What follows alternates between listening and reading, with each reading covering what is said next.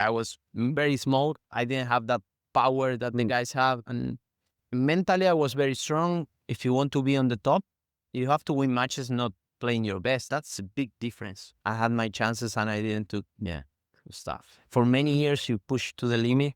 And I think at what point your body's saying, okay, done. Were you afraid that because you were smaller than the rest of the field, you will never make it?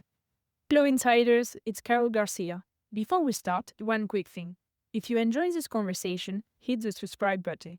It's the best way to help us grow and keep bringing you the players and coaches you love. Thank you so much. Diego, thank you so much for being with us today. How did you start with tennis? It's a good question because nobody in my family played tennis before. My mom and dad were playing, at the weekend in Buenos Aires sometimes, but everyone in the family loves football. And I don't know why I started. When I was very young, like 6, 7 years old, I was going to the club during the weekend and doing everything. And I was playing any sport, and as a kid. And then I think I started to realize that I was playing a little bit better when I started to play the team matches, against other clubs when I was 10, 11. And that's when everything starts. And how was that transition from just playing for fun to juniors and then enter the professional tour? Well, at that time, the academy in the club, it was the Cerúndolo father. Okay. He's a big famous coach in Argentina, former coach. Okay. I don't know if you know this. No, I didn't. The Cerúndolo father have this huge academy at that time in Buenos Aires, one of the biggest one. And he have also a small academy in my club. So, when I was 10, 11, I was playing the team matches. And, then you become junior, everything. But it was very tough for my family because economic things were not doing well. Yeah, it's true. Also, especially from Argentina, no? Like the traveling can get very expensive the first years. It's very difficult. I think maybe 90% of the players needs some help from outside, private, friends, anyone who has, money to help you with your career. Some of them then are asking, if you do well for some percentage of, what you do. But it's okay because without that help, it's impossible. You don't even have the chance to give it a shot. Yeah. It's impossible. I mean, impossible. When you have to decide when you are 14, 15 years old, you have to make some movements in your life. One is if you continue with the school or not, true, because of traveling, everything. And then your family have to decide if they are going to ask for money. Then, this kind of private places or, friends. Many of them, many decisions come from friends around you who have money and they decide to support you. And for you, because when you're 14, 15, so you're ready to realize this kind of stuff, does it put you like even extra pressure or no? People always ask me what my non-negotiables are. The things I never skip, no matter where I am in the world, no matter what the schedule looks like. And honestly, IMA Daily Essentials is one of them. When you're on tour, your body takes a lot. Travel, time zones, the physicals and mental load of competing at the highest level. It adds up. What I love about IM8 is that one sachet covers 99 clinically dosed ingredients. Gut health, energy, joint support, everything in one. It's not a basic multivitamin. It's actually dosed to work. And if you're thinking about longevity, not just performing well now, but feeling strong for years to come, the longevity powder is incredible. It has every ingredient that supports your cells at a level most people never think about until it's too late. For me, taking care of my body is a performance strategy. If you want to try it, head to im8health.com/discount/TIC and use the code TIC at checkout. You will get 10% off your first order. The link is in the show notes. Trust me, once it's in your routine, you will feel the difference. Being honest, I was not thinking about the money that coming from outside. I was thinking to make my own decisions or my coach decisions, because when someone is putting money from outside, it's sometimes wanted to make the decisions under your name, like, this coach is for you, this trainer, this, and I was trying to split the conversation. And I think I did very well at that time. And then my family, everyone was supporting me. And when I was 16 years old, I started to travel like more than half of the year. So you become like 45 years old when you are when you are not legal, you know, before 18. And you were still based in Argentina, or you tried to move a bit your base also to Europe? Well, at that time when I started to play the futures, I had lucky because we have many in Argentina and Brazil, so very close to home.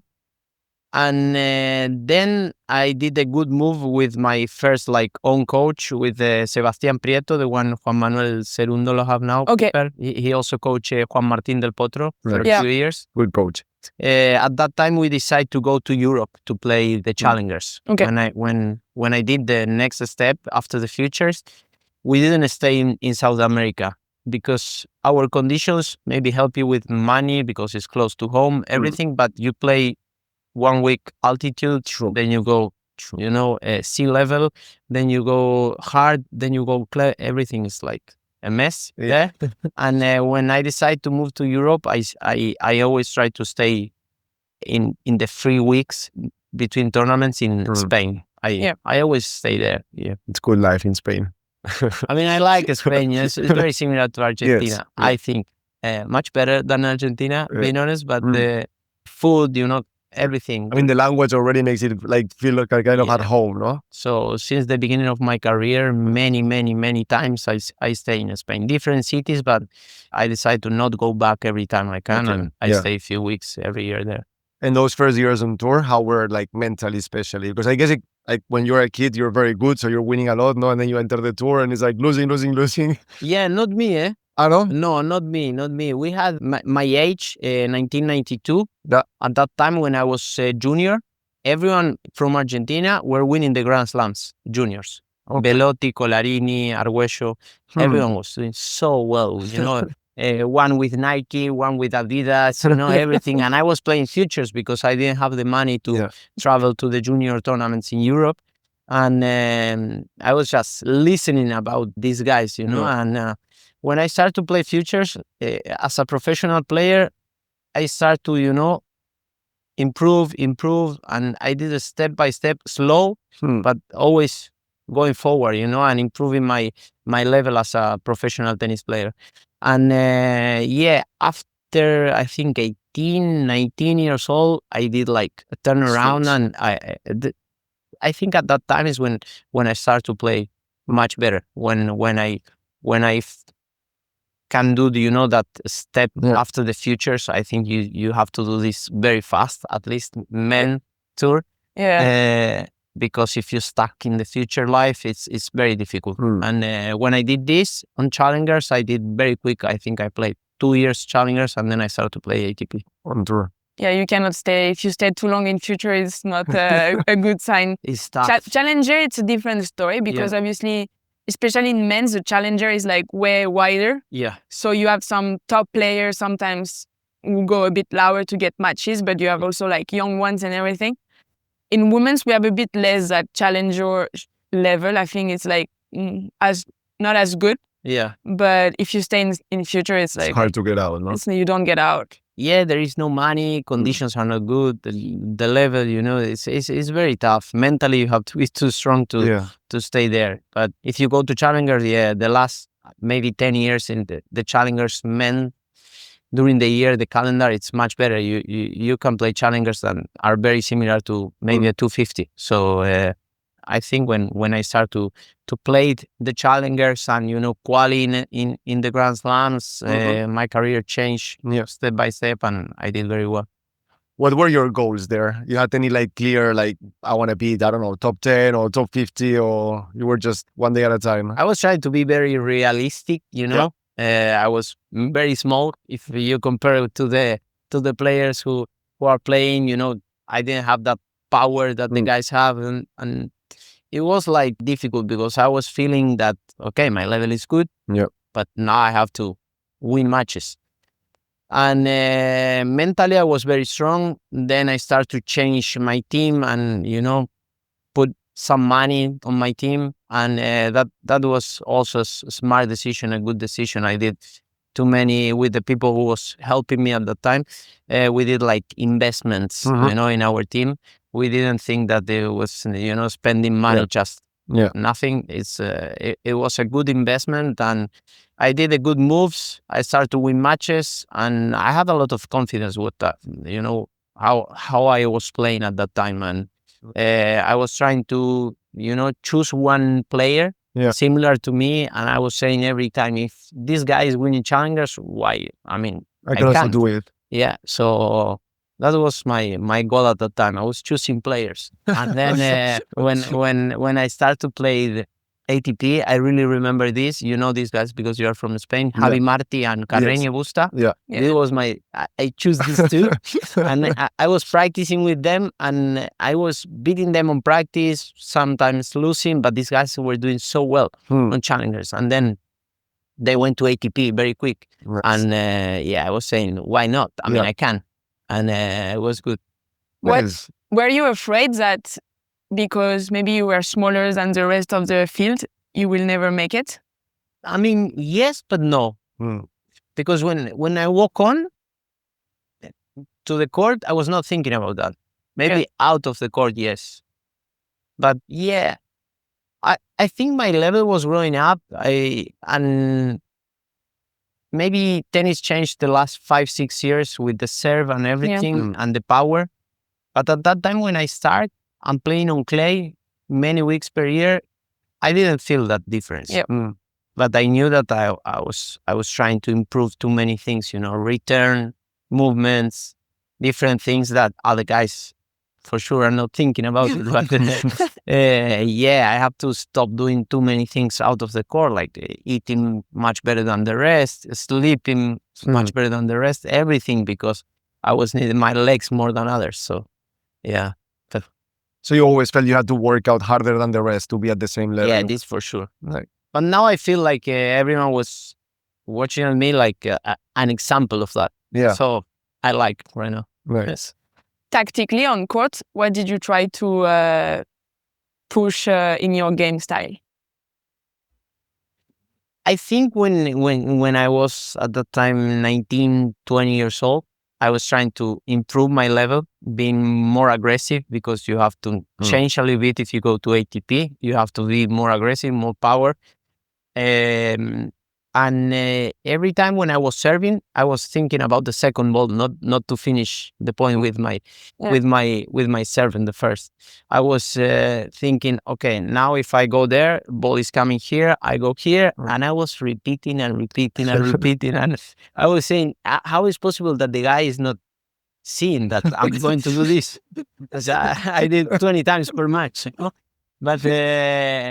Then after many years, they realized that what I was doing. But when I was serving, I was thinking, tactically like that way. And when I was returning, maybe it was I think my best shot on the return, and that was helping me a lot. But I was changing. On hard, I was going forward. On clay, I was going back and playing every point. And I was thinking, okay, sometimes I think if you see the matches from outside, you don't have to do everything on the match, you know? And I see players that they want to do everything, winners, defending, movements, drop shots, going to the net. And sometimes you just have to, no miss. Be solid. I think I was, maybe naturally, but I was not thinking much, but trying to be like, okay, I have to do this now. That's it. Sometimes you have to let the other one do mistakes also. Sometimes, yes, just put the ball in and that's it. We are everyone professionals. We have a great level. Yeah. But sometimes, pressure, nerves, body's not responding well. So you have to. Yeah, we had Taylor Fritz on one episode, and he said, still to this day, I'm surprised by how many matches I win where I feel I just took care of my serve. Yeah. And then the other one just gave me so many mistakes that I didn't have to do much. But Fritz, it's a good example. Sometimes he's not playing his best. Yeah. And maybe he's not great with the movements. Maybe he's not great on the net, but he's winning matches. Yeah. So at the end, if you want to be on the top, you have to win matches, not playing your best. Yeah, true. Many, many matches per year. I think that's a big difference. Yeah, I think it was Rafa, who said that the main difference between the greatest and the not is the ones who the day you feel like shit, you still get the win. It's a crazy skill to have. Many times I was on court playing against these guys. Fritz, anyone. I was saying, I mean, but his forehand is much better. His backhand is much better. Serve is 30 kilometers faster than mine. And how I do, I have no idea. But I was maybe at that time being a little bit more, I don't know, smart than the guys, trying to push them to the limit. And also maybe mentally tougher, I guess, no? Because like if since the beginning you really have to earn those wins, no? Like it's a good skill to have, no? You learn to fight, to keep pushing. But that's why I'm saying that it's very important what you do out of the court. True. Because to win matches, not playing your best, you have to be fresh. Mm. You know, to think very clear that, okay, this is not my day. Backhand, forehand are not the best today, so I have to go just to the middle and that's it.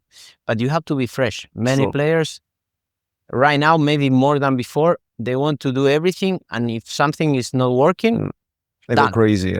Yeah. So I think that's on tour, ATP at least, you can see too many players that maybe first set they are not doing well, and then even not losing, retire.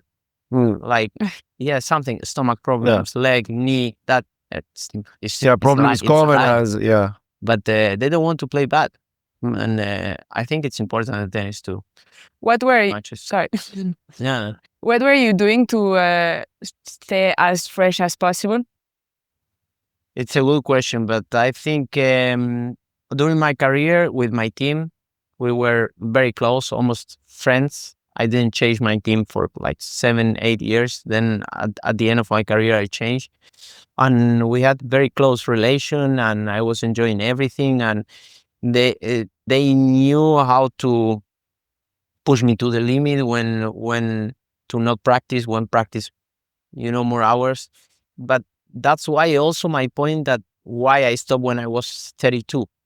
I pushed me to the limit for too many years, trying to do everything out of the court like perfect, that at what time, it was like, okay, I'm done. Yes. I need to do some other things, walk around New York and eat a bagel with this, when you realize that there is another life outside of tennis, like when you stop doing this for too many years, it's tough. And mentally, I was struggling at the end of my career, trying to keep pushing me to the limit. And I don't know how I did too many years, being honest. Yeah, I mean, you can relate a lot, no? Yeah, I mean, I guess everyone's story is different, but me also, I feel the same. It's like, if you want to be at the top, you have to do so many things, obviously on court, but also like in your daily life, or like the full calendar of tournament. And at one point, I felt like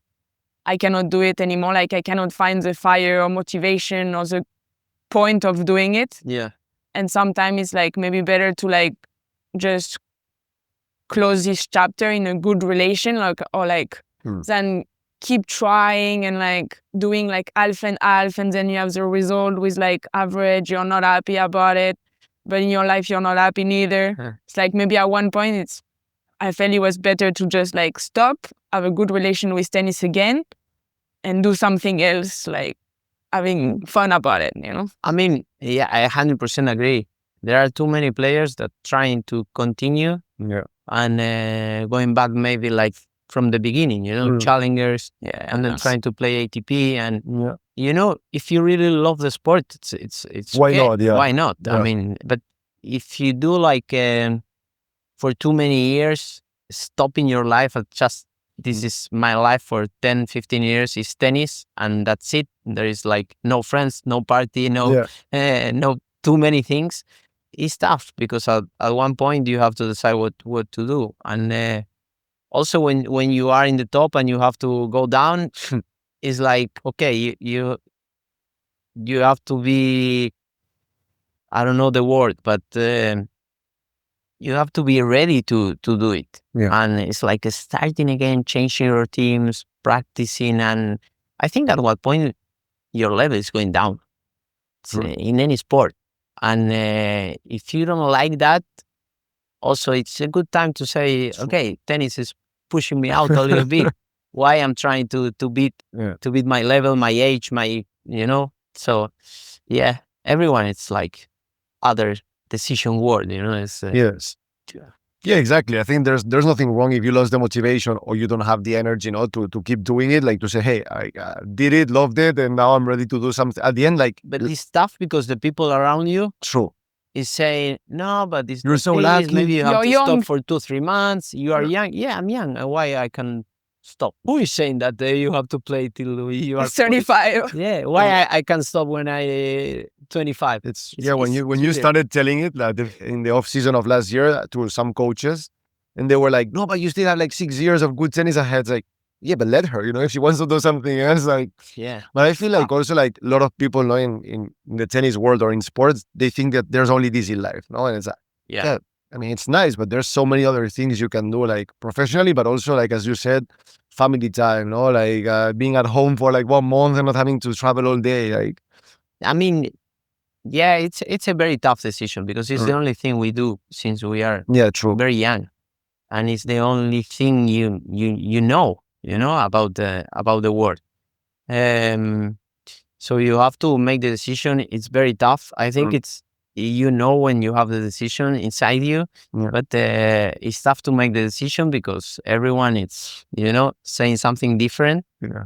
But yeah, I mean, I made a decision really when I was at 2022.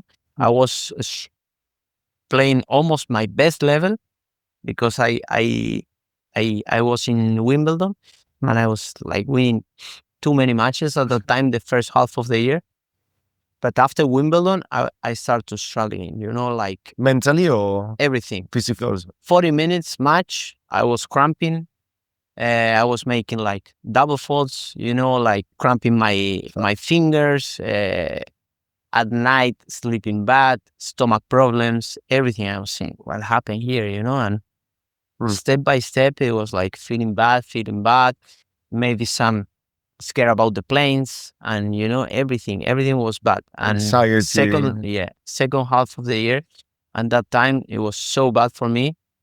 And 2023, I started to realize what I'm doing. I was winning matches, and after the match, for example, here in the slums, you have this free day between matches. And I was saying, what the fuck, I have to go to the site again. It was like I was not enjoying winning. And it was a big alert. When you really not enjoy to win, it's like, yeah, I'm almost done. And were you able to share it with your team? Yeah. I share with the team because they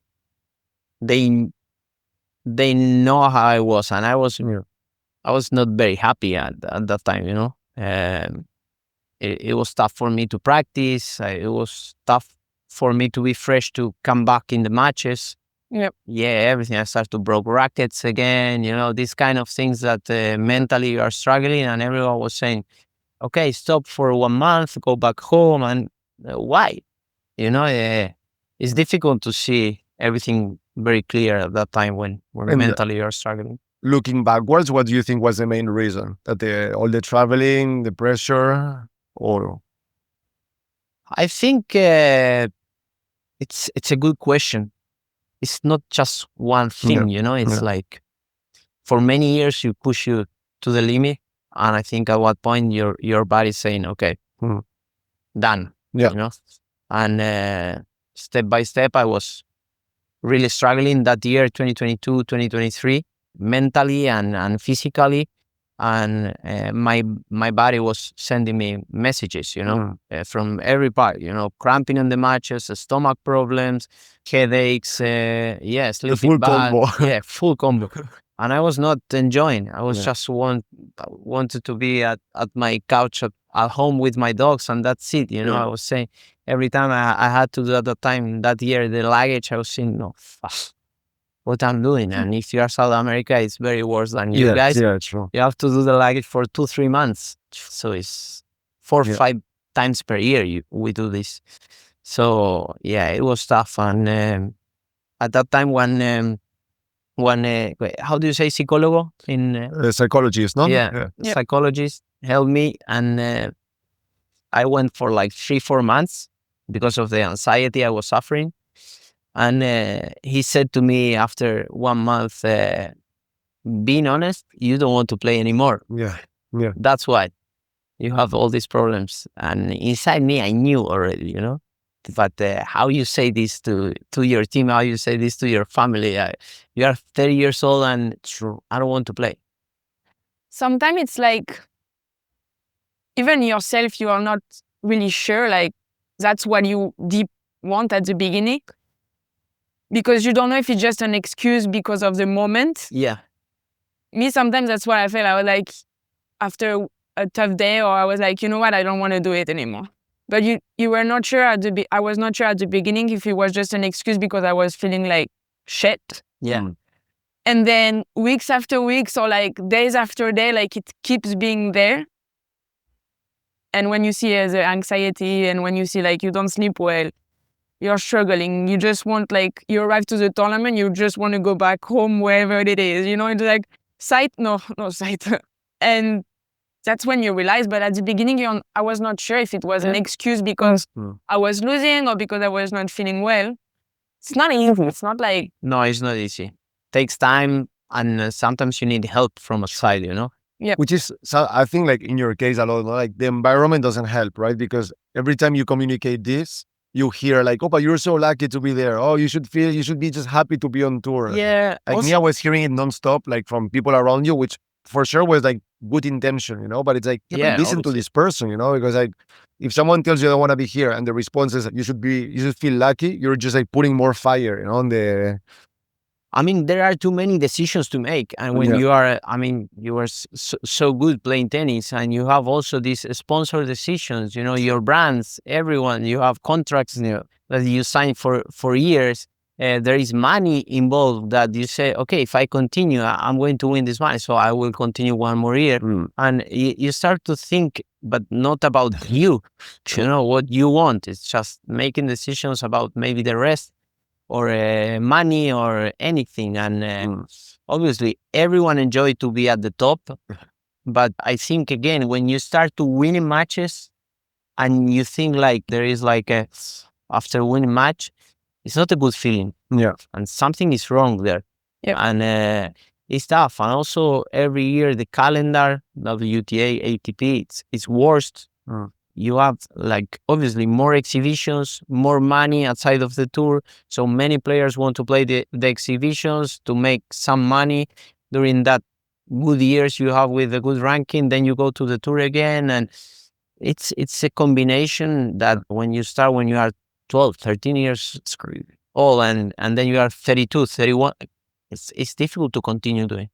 And when you're starting to think about retirement, is it scary for you to say like, what is next, or you were pretty convinced it was going to be good? I think I did a smart decision to announce after Roland Garros in 2024. Yep. I did a letter, and I said, this is my last year. Okay. And I'm going to retire in Buenos Aires, February 2025 this year. So it was good because I said, okay, this is my last year. I was playing. I was going to play the Grand Slam. Few more tournaments if I receive the wild card. If not, I will be at home and I will start my new life. Yeah. And I was not, after US Open last year, I was not playing tennis, I think, for 80 days. And then I start to make like a pre-season to play Buenos Aires. Yeah, I mean, now just to play Buenos Aires at, you know, good level. And at that point, I start to, okay, what I want to do, everything. And at that time, in September, at the end of September, Andresa from the Australian Open Player Relations asking me about the player relations team and everything. And I said, I think it's a good option. You know, first few years, you keep involved in tennis in a different, maybe behind the scenes. Yeah. But it was good. And I did some movements, and this year was complete. Maybe I flew more than I won, you know. But yeah, it was okay. Nice. At the end, there is always an opportunity coming. Even if at the beginning you don't know where it's coming, there is always something.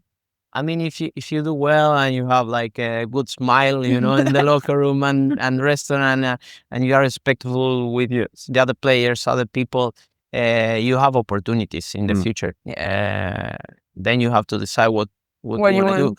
But yeah, I think I did well outside of the court, with many people around Yeah. tennis. And then there are the opportunities that you have to decide what.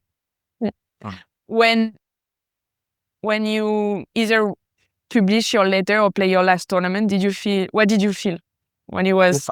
When I did the letter, I was crying like for 3-4 days. I was like a baby, really. I am very sensitive, but when I was doing the letter, I was saying, okay, now I'm making the decision. It's done. Some players does the letter and then they coming back one and one, But I was saying, okay, the decision is done. I sent to my family first. I sent to my friends, and it was a tough decision. But being honest, since that I was super happy. It was like I was feeling like relieved. Yeah, and also like a young guy again. Yeah. From 45 back to 30, no? It was weird because all my friends start to have kids and everything, and I was saying, okay, I'm ready to go out now. I want the same life. Some party, let's do something, and everyone going to sleep 10 p.m. No, really have time for you. I was last year at the end of the year, and this year I'm enjoying. During the years on tour, would you say you had a healthy balance between playing tennis but also enjoying life? A little bit.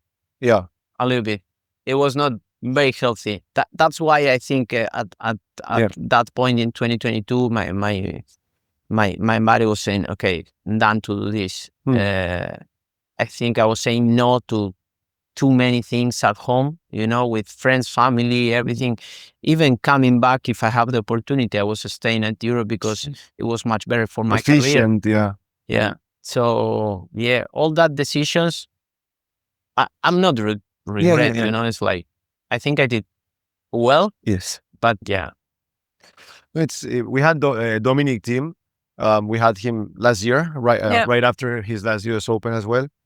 And he was saying this, that he thought that the lack of balance, like the balance he never found, was like why he, after like 30, he was like, I'm dead, And he was saying like Djokovic, Rafa, they had a good balance, they had families on tour, and that's why he thought they could go like much longer than he could. For him, he never found that balance, and it was like, I'm just exhausted now, Yeah. And we are also players that we played during COVID, and we almost forgot about that, but the 2020 and 2021 was so tough. Mentally was draining, I guess. Unbelievable. Suffering every 2 days, waiting for the COVID test during the morning. And for 2 years, we're not vaccine. And you have to be anywhere for 14 days, just in a room, True. Many people were dying at that time. Nobody had any idea what was going on, and it was tough. I think Dominic, for example, and many other players, maybe you don't know, but something happened on you. I mean, maybe it's not a coincidence that after, it's true, like now nobody talks about it, but it seems to be like a bigger trend of players that are like emotionally destroyed, and maybe it's still a consequence of 2 years of suffering and uncertainty. So it was uncertainty, and also like at the end, tennis is also a sport where there is fun, there is energy, and we were playing at the beginning empty stadium, or after like with almost no one. Yeah, it was so weird to play. It was like so at weird. the end, we play for us, and we like tennis, and it's fun to win the slams. But at the end, the energy that the fan give you a lot. I think the only person who will not agree was Iga, because she said that she would never have won her first Roland Garros if there was crowds. She said Really? the fact that because she was very young, like She was very young, and it was and she was like, if I was on that court packed, I'm not sure I handled it. I did so well during that month also. I mean, it was my best year, 2020. It's true. 2020, it was at the end of the year. Semi-finals Roland Garros was 2020. Yeah, final in Rome, week before. True. Did you Rafa? In Rome. Yeah, I try to remember that match. Then I did finals in the indoors. I won tournaments. Then I won Buenos Aires in 2021, the beginning of the year. And it was tough to not have the crowd. But also I did so well. But it's true. It was the COVID tests were kind of a stress. It was a permanent stress. I played London, the Masters. Mhm. That year, 2020, it was 0 people. Fuck. Yeah. Huge stadium and nobody there. crazy. That's crazy. Yeah. Fuck. It feels like it was ages ago now. Yeah. Unbelievable. Yeah. Me, I feel it was 10 years ago, but for some reason it was right there. When I see the pictures when we took the plane to Cincinnati US Open at the time was the first 2 tournaments, I think, Yeah. after the COVID. And we took the flight with this mask, massive mask with something here and also the thing here in your mouth. I was so scared at that time, man. Yeah, I was so scared. And you could arrive to the tournament, and if your first test was positive, you were like 2 weeks in your room, no tournaments, nothing. No, it was terrible. But yeah, You never considered, I'm taking a break. I think it was Roger, no, who said it's true he was on the last part of his career, but he's... I took the flight. I remember now at that time in July because I went to Bahamas to practice more like freely. Mhm. It was better there for 3 weeks. Then we took the flight to New York, and I went back home in November because we played US, then Europe. We stay in Europe. Yeah. And we're not flights going back home. And we decided to stay. And I went back after London. For 5 months without being at home, it's not easy. Unbelievable. Yes. And we did, I don't know how many tests, like 30, 40. At least. At least. Every At country was different. It was always different. I think the size of our noses got bigger after COVID. Yeah. That's crazy. And what is your best memory from your tennis career? It's a good question, but I think how I did now, I can see how I did in, out of the court, Mhm. how the other players, how the people around tennis see me as a tennis player, Mhm. and how I did. I think this is my best memory because for many years I pushed me to the limit, but now I see that many enjoy this. Yeah. Also me, Yeah. and I really like that. Me, I'm a huge fan. As you can tell, Yeah. I was like, I'm so excited to have him. I really enjoyed watching it. It was very special to see you on court. Like, it was good emotions. Like also, you were giving like good energy. Like some people like leave you flat, Like maybe they're very talented, but it's like they don't give you anything.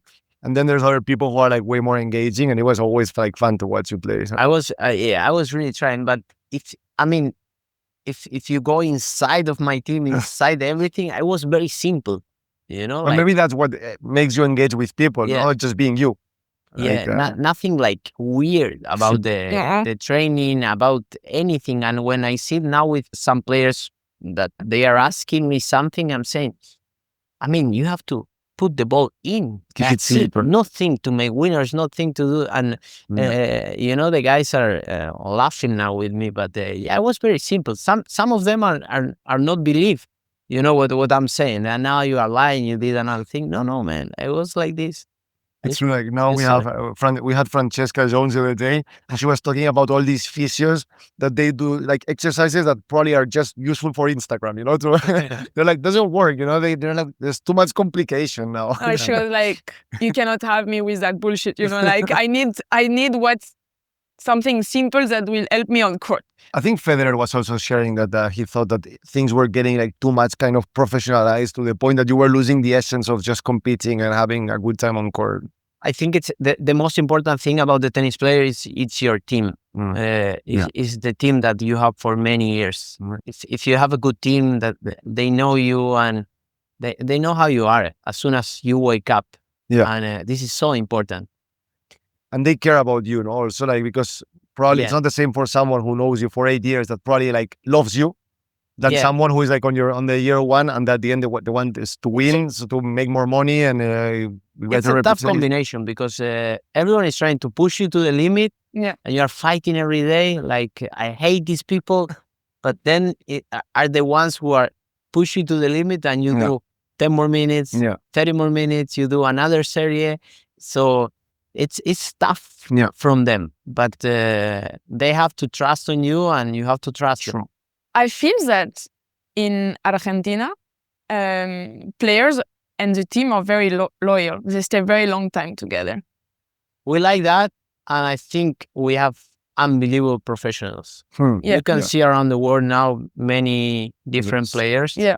have Argentinians in their team, and we have this. If you enjoy to go to the limit, and if you have to enjoy. Yes. Yeah, it's different not than easy. Yes. Yeah, you It's have not to for enjoy everyone. go to the limit. Yeah. It's like something when you finish that, you suffer for, I don't know, 4 or 5 hours, but then you finish and okay, I enjoyed it.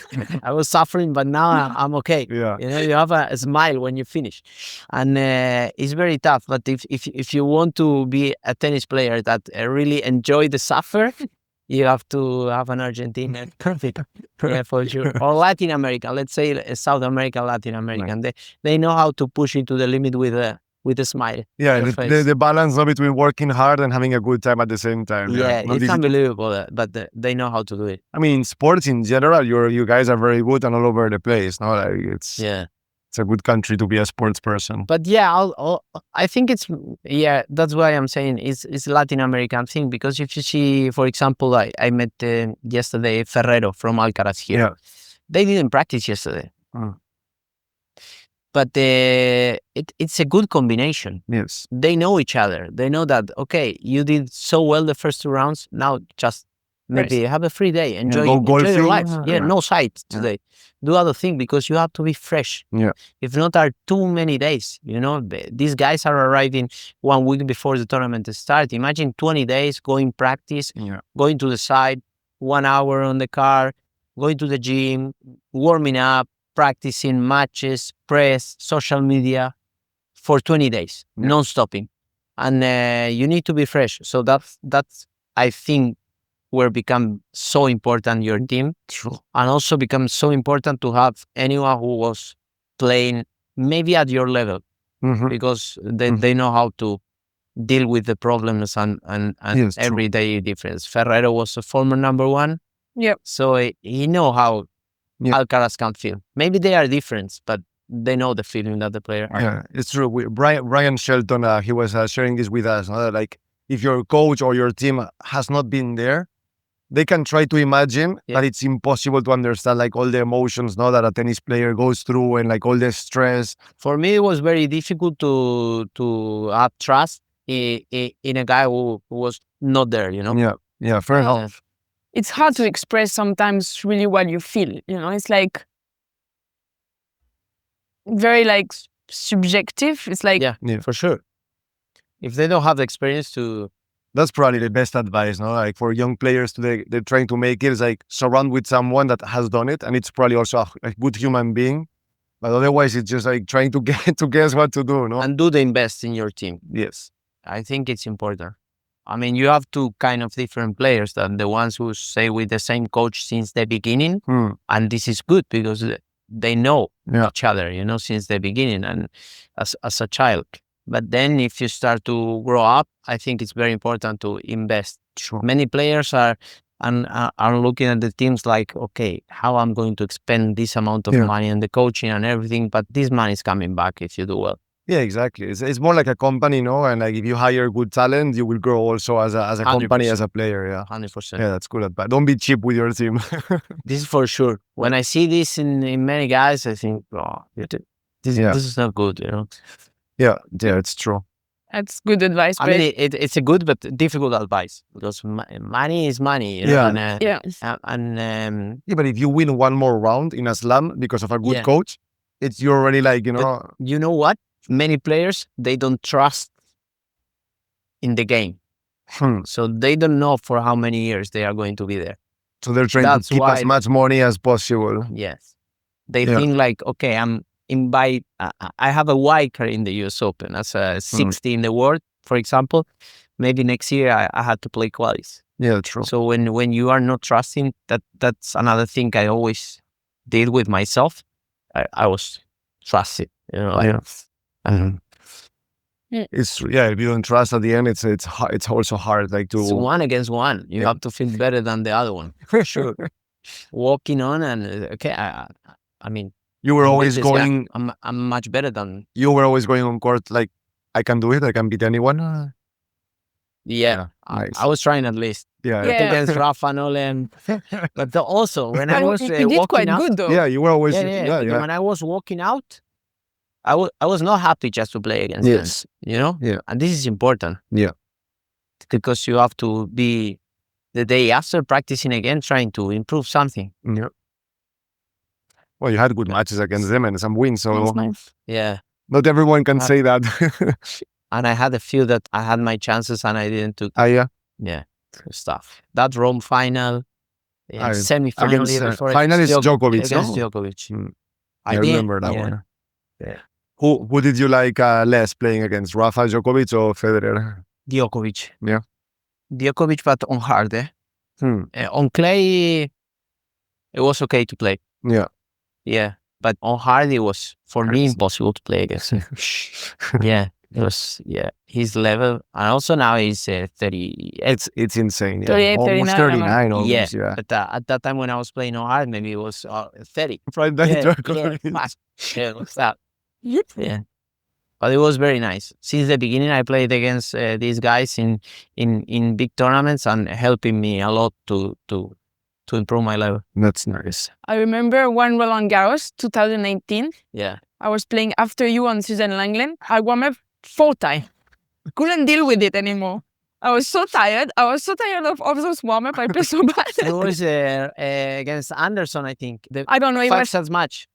Yeah, It was 5 servi- sets. You yeah. were always coming back and it was always tiebreak. So I had to go warm up every single set. This is terrible. People have no idea how difficult it is to play third match, second match. Yeah.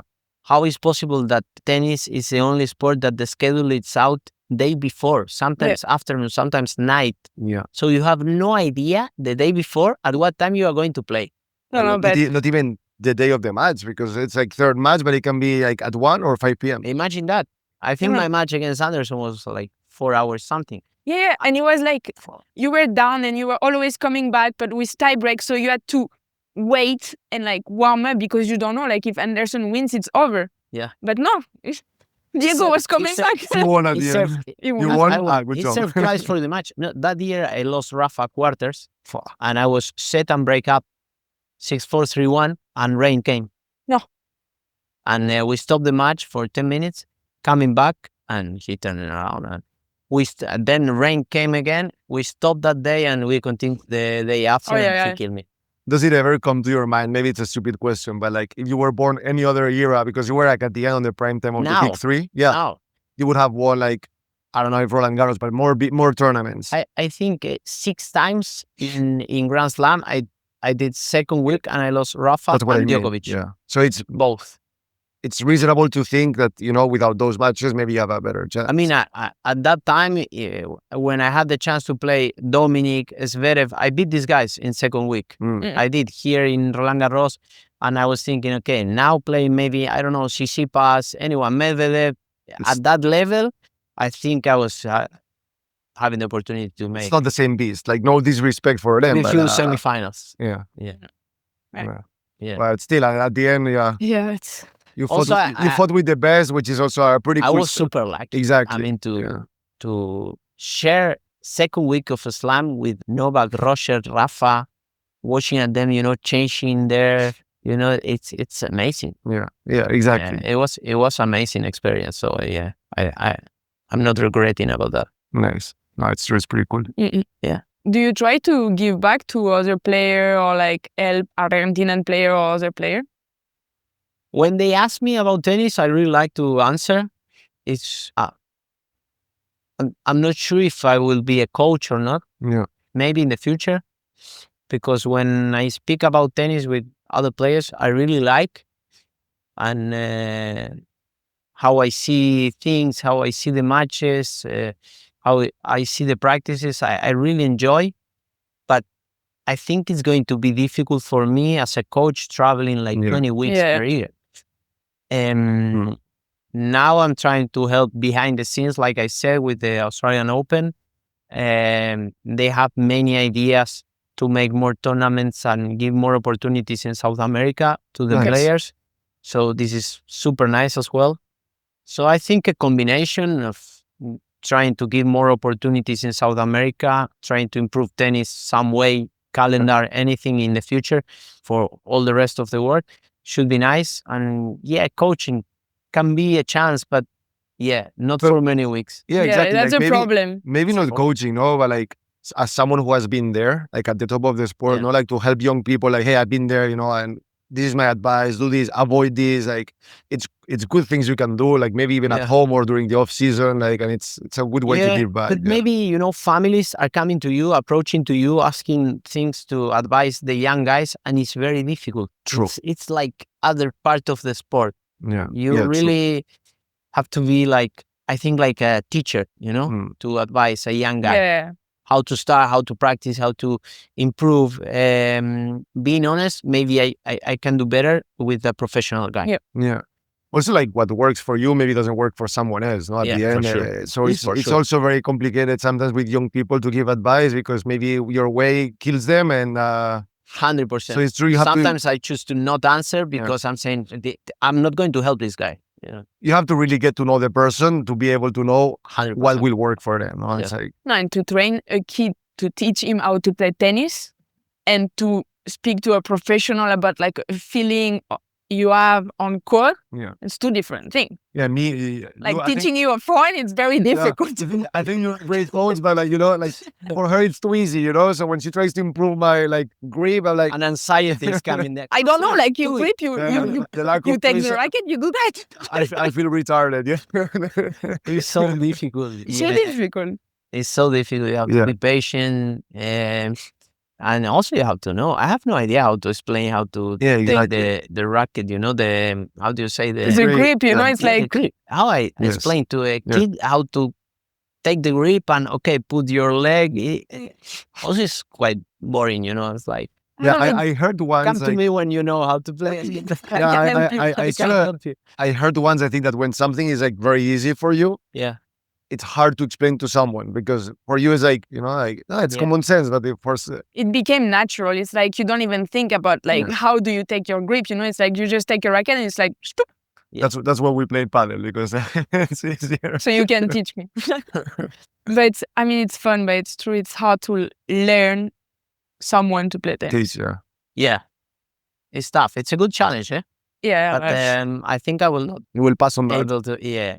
You would if you have kids one day, you would like them to become a tennis player, or they can find something else better? We are, football first. And if it's a girl? Anything. I want girls, with when I'm speaking with Eugenia, I want a few girls, maybe a boy, but nice. And girl will play football too? Maybe. Why not? It's growing sport. Yeah, it's growing. In Europe, the growth in the last 5 years, it's a joke. But they had too many sports also in Argentina. The hockey. Yes. It's grass hockey, like in Spain. No. Yeah. In Spain, Argentina are the best, I think. No? And Holland. A few countries. Yeah. Holland. True. Holland is the best. Nice. I know France is not good at that though. Good. Well, I think we're getting to the end. Which advice will you give to your younger self? Oof. I think if I'm going back when I was 24, 25 years old, like, give you some free spots during the year, like enjoy a little bit more your life as a young guy, If you have to no practice one Friday because you go party with your friends, do it, because it's the only thing maybe I regret. How many things I miss when I was young, during that few years when everyone is getting holidays all together, and I was flying to Australia already. It's the only thing that I really miss, and for sure I'm still being young, but that time is over. Yeah, it's past. And it's the only thing. Then, I think I made too many bad decisions in 2022. Thinking, I'm not ready to retire. Maybe it's a bad level, so I change coach, everything, and also I regret about that. Yeah. Okay. Yeah. Interesting. It's great advice. Yeah. Cool. Awesome, Diego. Thank you so much. Thank you so much for being with us. You're welcome. Honor for us. Thank you. Thank you.